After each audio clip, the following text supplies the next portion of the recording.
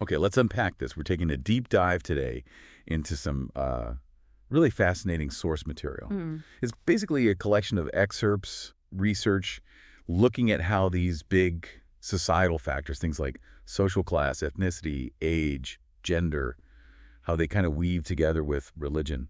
That's right. And think of this, this deep dive as a bit of a guided tour through these specific sources. Mm. We're aiming to pull out the most important nuggets of knowledge, Right. help you cut through the noise, maybe especially if you're grappling with these topics in your studies, and really get the key patterns, the sociological perspectives here.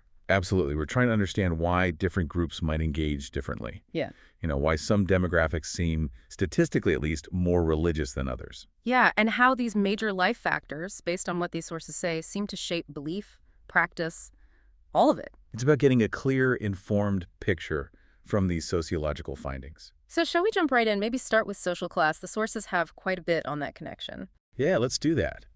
And it gets interesting straight away, like findings highlighted from laws. He suggests a link between your class background and, well, your belief patterns. His work indicates that people from working class backgrounds, they're more likely to identify as lifelong theists, so believing in God pretty much throughout their lives. But conversely, the middle class shows a slightly higher tendency towards lifelong atheism. Right, though it's really important to stress, as the material does, there's still a minority group, lifelong atheists, even in the middle class. Okay, so it's not an absolute split, but a tendency. Exactly. Yeah. And it immediately makes you ask, well, why? Why would your economic background link up with belief or non-belief like that over time? And it's not just belief, is it? It's practice, too.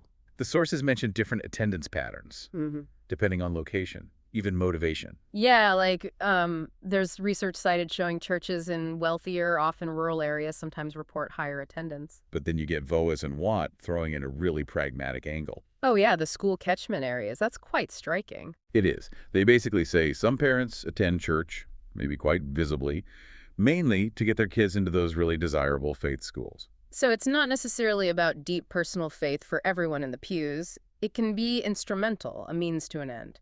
Education, in this case. A crucial point, that instrumental use. Okay, what about new religious movements, NRMs? The sources suggest maybe a different class dynamic there. Seems so. The material hints that working class individuals might be somewhat more drawn to NRMs. And why is that, according to the sources? Well, a couple of potential reasons are floated. NRMs often have less rigid hierarchies, less formal structures than, say, the Church of England. Right, less traditional authority. Exactly. And that might appeal more if you feel a bit alienated from those traditional structures. Whereas middle-class individuals, the thinking goes, might be more attached to or comfortable within the established churches, which often mirror other hierarchies in society. Interesting contrast. Okay, let's shift gears then. Ethnicity, another huge factor in the readings. Definitely. And Modood et al.'s findings for the UK are pretty key here. What do they show? Generally, that ethnic minorities in the UK tend to be more religious than the white British population. That's the broad picture. There's a catch, right? There is. And it's a really significant one. The sources flag up. It's not static. Religious participation tends to, decline with each successive generation. So the children and grandchildren are often less religious than the immigrant generation. That seems to be the trend observed, yes. Fascinating. Now, Bruce offers a way to understand why religion might be particularly important for ethnic minorities, at least initially. He talks about two functions. That's right. Two key ideas. First, cultural defense. Cultural defense meaning? Meaning religion can act almost like a shield or a fortress, perhaps, helping communities protect their heritage, their identity, especially when facing things like racism or just the pressure to assimilate. Okay, like holding on to something familiar and empowering. Precisely. The material mentions African Caribbean Christians using faith, for example, as a resource to cope with racism. And the second function Bruce mentions is cultural transition.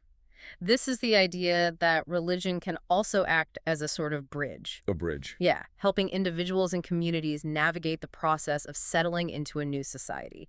It provides support networks, familiar rituals, a sense of continuity while they're adapting. So it's both protective and helps with integration. Dual role. It can be. Okay, ready to move on to age. Let's do it. Age and religion. What's the general picture the statistics paint? Well, the overall pattern, and it's pretty consistent in many studies, is that older people are generally more likely to be religious than younger people. Right, and Voas and Crockett, mentioned in the sources, they offer a couple of explanations for this, don't they? Two effects. Yes, exactly. They talk about the aging effect first. The aging effect. This is the idea that as people get older and maybe start thinking more about, the end of life, they might turn towards religion. For comfort or answers. Could be a comfort, seeking forgiveness, maybe connection with a community, or, thinking about the afterlife, those sorts of existential concerns. Makes sense. And the second one? The second is the generational effect, sometimes called the period effect. Okay, what's that? This looks at the social context they grew up in. So today's older generation were raised when society overall was just more religious. Religion was more embedded in daily life, maybe stronger shared morals, potentially less emphasis on pure individualism compared to now. So they're carrying the values of their time forward. In a way, yes. Their formative years were different. And speaking of younger generations, the sources point to something else happening there. Which is? A decline in what sociologists call religious socialization. Meaning parents aren't passing it on as much. Pretty much. Arwick and Beckford's work in the UK is mentioned, noting parents are less likely to actively transmit religious beliefs, and those traditional institutions, like Sunday schools, they're becoming much rarer. And Mayo adds another layer to this. Yes, Mayo talks about increasing individualization. Religion is seen much more as a personal choice now, something you opt into or out of. Not something you inherit or feel obliged to follow just because of your family or community? Exactly. It's less of an ascribed identity and more of an achieved one, if you like. Even faith schools, the sources suggest, might be focusing more on general moral values than strict religious doctrine these days. Interesting shift. Okay, last big category. Gender. This one's always stark debate. It really has, because you have this apparent paradox, right? On one hand, some critiques argue religion can be oppressive towards women. Yet statistically. Statistically, women are often more likely to be religious than men, participate more, express stronger belief. So why is that? The sources offer a few theories. They do. One classic explanation comes from Miller and Hoffman, focusing on gender role socialization. Socialization. How women are raised. Kind of. Their theory suggests women might be socialized into roles being more nurturing, maybe more focused on interpersonal relationships that align well with religious values, emphasizing care, emotion, spiritual connection. Okay. What else? They also touch on things like women historically having perhaps more time for religious activity if less involved in full-time work outside the home, though that's changing, obviously. And also potentially a greater concern with risk life, death, sin, leading them to seek religious answers or comfort. Risk aversion. Interesting.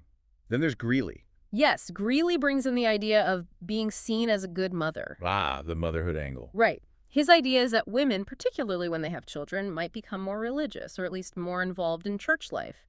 Taking kids to church is seen as part of that expressive, nurturing role, promoting morality, ensuring the family has good standing. So it's tied to family roles and community perception. That's the argument. Then you have Glock and Stark with deprivation theory. Deprivation, meaning lacking something. Essentially, yes.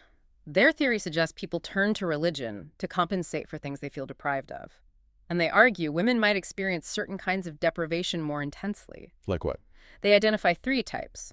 Social deprivation may be lower status or power historically.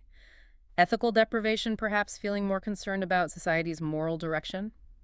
And organismic deprivation relating to health, well-being, maybe the challenges of childbirth and lifespan. So religion offers solace or answers for those specific lacks. That's the core idea of that theory, linking deprivation to female religiosity. But these theories, Miller and Hoffman, Greeley, Glock and Stark, are they still fully relevant?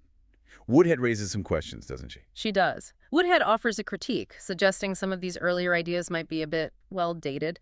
They don't necessarily capture the full picture of women's diverse lives today. Okay, so what's her take? She proposes thinking about different types of women in contemporary society and how their relationship with religion might vary. It's a more nuanced view. What are the types? She talks about home-centered women may be more focused on family life, potentially more likely to engage with traditional religion, than work-centered women career-focused, perhaps tending towards secularism. And the third? Jugglers, women trying to balance work and home life. Woodhead suggests this group might be more drawn to flexible, personalized spiritualities like you find in some New Age movements, rather than traditional church structures. Right, something that fits around a complex life. Exactly. So it's a way of acknowledging that women aren't a single category and their religious lives reflect their varied circumstances. So, quite a few different sociological lenses just on the gender question alone. Socialization, motherhood roles, deprivation, modern life choices. It shows how complex trying to explain these patterns is. Okay, maybe a quick recap of the key names and ideas we've pulled out. Good idea. So we had laws connecting class background and belief, working class tending theist, middle class slightly more atheist. Bowes and Watt highlighting that sometimes church attendance isn't about faith, but practical things like school access. Modud et al. Yeah. Showing higher religiosity among UK ethnic minorities, but also that decline across generations. Bruce giving us the ideas of cultural defense and cultural transition for understanding religion's role for minorities. Voas and Crockett explaining higher religiosity among the elderly through the aging effect and the generational effect. Arweck and Beckford pointing to that decline in religious socialization, parents passing it on less fewer Sunday schools. Mayo noting the big shift towards religion being seen as more of a personal individual choice. And then for gender, multiple views. Miller and Hoffman on socialization and risk. Greeley on the good mother role. Glock and Stark linking it to different types of deprivation. And finally, Woodhead offering that more modern take with the home-centered, work-centered, and juggler categories. Phew. Quite a tour. So, what's the big takeaway from all this? Well, I think it clearly shows just how tangled up religion is with these wider social forces, class, ethnicity, age, gender.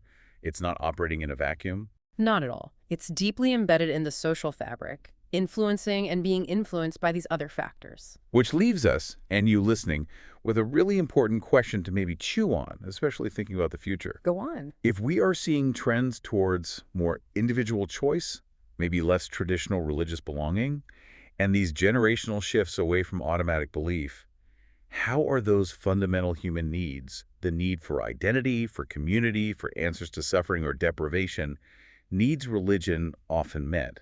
How will they be met or shape beliefs and practices going forward?